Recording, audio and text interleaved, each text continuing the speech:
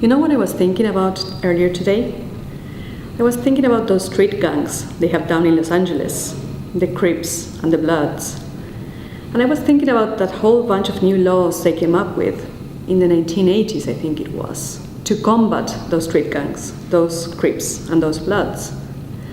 And if I remember rightly, the gist of what these new laws were saying was, if you join a gang and you're running with them, and down the block one night, one of your fellow Crips or one of your fellow Bloods shoot up a place or stab a guy, well, then even though you may have known nothing about it, or even though you may have just been standing around the corner minding your own business, what these new laws said was, you're still culpable.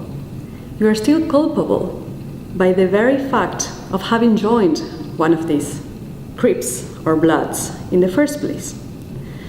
Which got me thinking, Father, this whole type of situation is kind of like your church boys, ain't it? I mean, you got your colors, you got your clubhouse, you are, for want of a better word, a gang.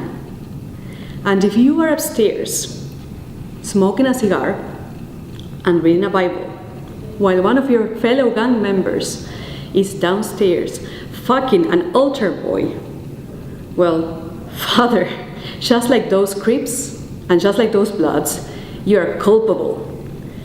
You are culpable because you joined the gang, man.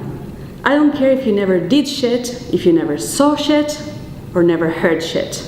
You joined the gang, you are culpable. And when a person is culpable of altar boy fucking, or any kind of boy fucking, because I know you guys didn't really narrow that down, did you? Then you kind of forfeit the right to come into my house and say anything about me, or my life, or my daughter, or my billboards. So why don't you finish up your tea there, Father, and get the fuck out of my kitchen?